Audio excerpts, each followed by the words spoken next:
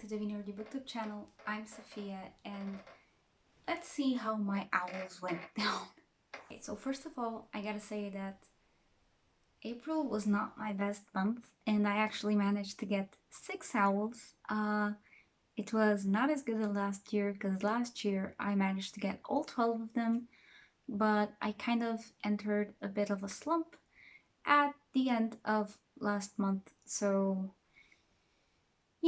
things didn't go as planned. But I did manage to read 7 books. 6 of them were for the owls. One of them I had already started in March and I was just finishing it. And starting with that, I read A Curse so Dark and Lonely by Bridget Kemmerer. This is a Beauty and the Beast retelling, sort of. And this is actually about a girl with cerebral palsy, and she is dragged into this magical land where she has to help break a curse on a cursed kingdom. I gave this book 4 stars. This was an awesome book. I liked it. I don't know if I'm all that happy with all the hype that is around it. I did have fun with it. It was pretty great. The characters were fine. There were some parts where it felt rushed, like action-wise. Romance-wise, I actually think it was really well done. You could tell time was passing and that you could feel the characters falling for each other and all that romance and all. It was pretty great, and I'm happy I read it, honestly, and I'm excited to continue to A Heart So Fierce and Broken. Okay, so starting on my owls, like I said, I managed to get 6 owls. I have no clue what I'm gonna do for my career for the newts, but we'll cross that bridge when we get there in August. So starting with astronomy, which was to read a book that was read majorly at night. I read A Worthy Opponent by Katie Robert. This was the Smutty Book Club pick for the month of April. It was a smut book and it was fairly short, so I read it in one night. Basically, it was fun. I gave it 3 stars, I believe. No, I actually gave it 4 stars. I like the main characters. We're following Tink, and her contract with Hades is over, so she has to find somewhere else than the underworld to live, and she has to be prepared because Peter Pan is out to get her for what she did to him and what she might do to Hook. And it's part of the Wicked Villain series. We have been reading it together and it's fun. It wasn't majorly sexy, let's call it that. It had some scenes, but you had more plot than just entertainment. And I really liked that. And again, it was a really well done romance. You could feel the sentiments between both characters at the beginning and then developing and where they got. And it was pretty good and I think pretty realistic given the situation. Next up, I finished my Charms, which was to read a book with a white cover, and I read The Cruel Prince by Holly Black. I gave it a 4 stars or 3.5, not sure.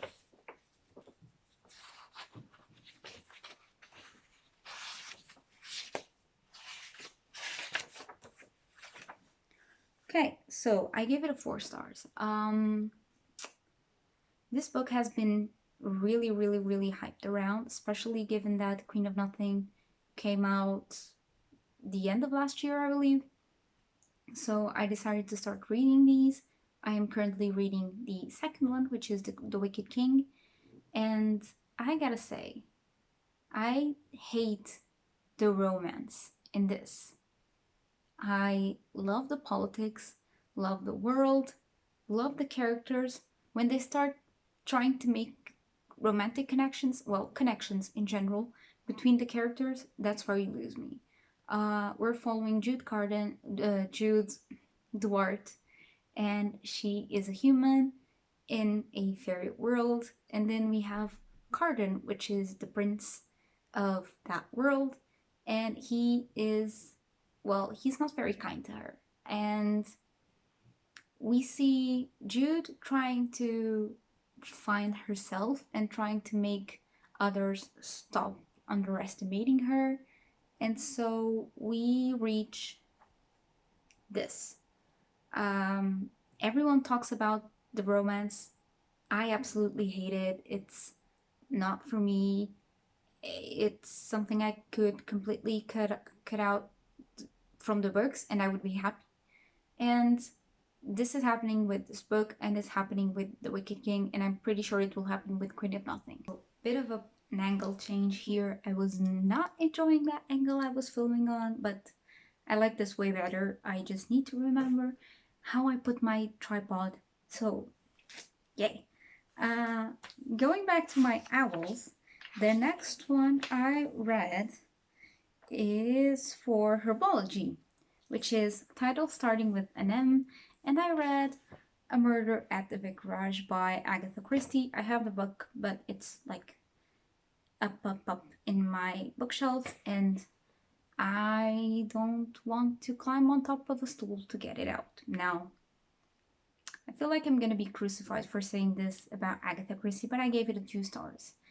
Uh, it was awful. This book was just awful. We're following a guy, and he's the vicar, which is kind of like a priest, I think, and someone was murdered in his office, and he had said something about that person while brandishing a carving knife. So I thought, well, this is called the Miss Marple mystery, so we are gonna follow Miss Marple. Just like in the Sherlock Holmes series, we kind of follow, well, we follow John Watson, which is always with Sherlock, but we follow the side of the investigator. No, we are following the vicar. While he is running around with the police inspector, interrogating the same character 5 times with a different name, and Miss Marple appears in 3 scenes. She appears in the beginning, and then in a tea scene, and then like giving 2 clues for the vicar to solve the whole murder. I didn't like it. It was a drag. The last like 40 pages or 50 pages, I skim read it because I was just so done with the book. I just wanted it to be over. It was terrible, honestly terrible. I will give a shot to the other Miss Marple novels. They're short. I know nothing about the stories, but I really wish we would see things from Miss Marple's point of view and not one of the suspects' point of view. Next book I finished was for my History of Magic class, which was a book featuring witches or wizards, and I actually finished Harry Potter and the Prisoner of Azkaban by J.K. Rowling. This is the 20th anniversary edition in the Ravenclaw colors. It's Harry Potter. I gave it 5 stars. I know I'm not exactly unbiased in this, but I don't care. I love Harry Potter. Rereading this is really, really cool. There are some scenes here that were kind of muddled to me because this is the book that I have reread the least.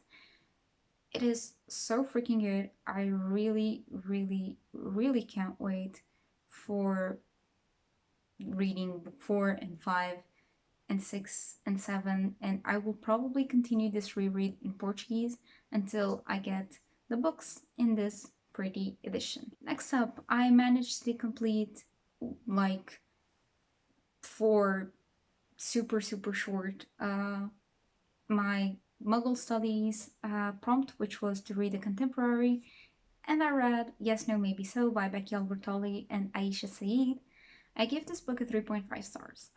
We are following a girl and a guy. The guy is Jewish, the girl is Muslim, and they wound up together while campaigning for their district officer, some kind of thing. I liked the story, and I did like the romance in it. Uh, there are some things that made me lower the classification of this book. The first one is I'm not either of the parts affected. So I'm not Jewish, I'm not Muslim, I'm an atheist. So I don't exactly believe in God. And I was baptized, but I'm not a practicant of the religion. So I was not really affected by either of the problems concerning religion. Second of all, I know nothing, and I mean nothing, of the American judicial system. So there were some things that I really didn't care, and they might have been important. I just don't know them, so I couldn't really care about them, if you know what I mean.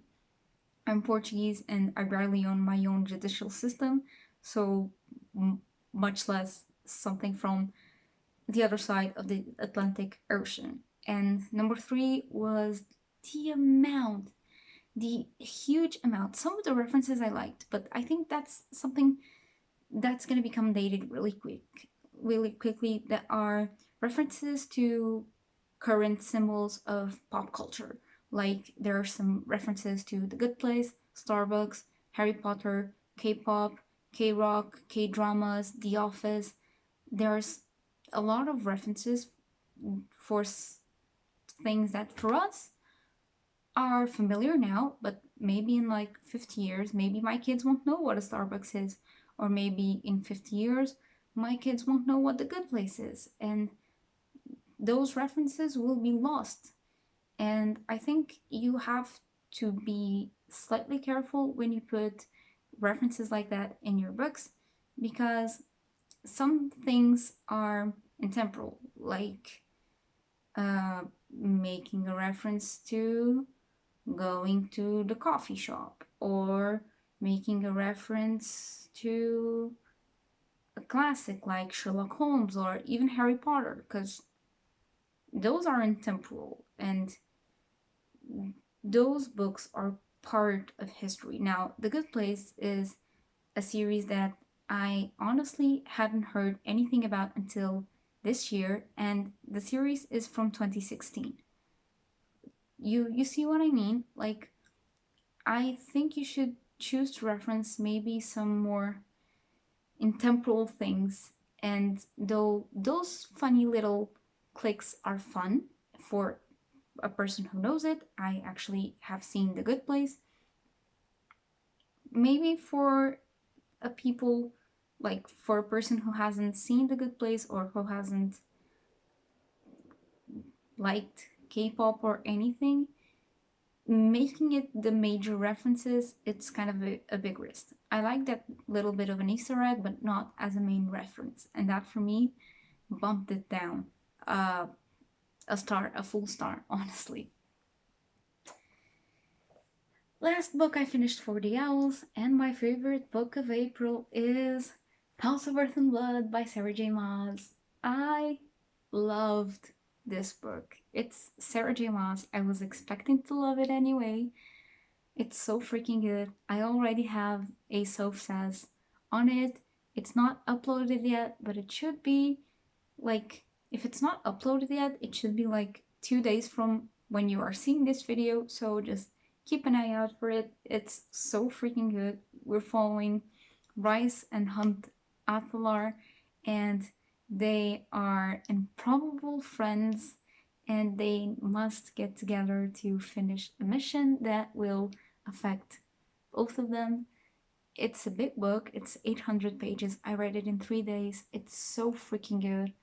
If it's like a 10 star in 1 out of 5 stars, honestly, it's so freaking good. Overall, I was happy with my owls, with quarantine and classes from home and everything. Sometimes my mood to read isn't that great, but we are now in May. My mood is improving, so I hope that in May I will read a bit more. And I hope you guys enjoyed it. If you want any soap says on any of the books I mentioned in this video, leave me a comment down below. Leave a like. If you haven't, please consider subscribing. I would be really grateful. And click the bell so you know when I post, usually on Tuesdays and Thursdays or Fridays. So I hope you guys enjoyed it, and I will see you in my next video. Bye!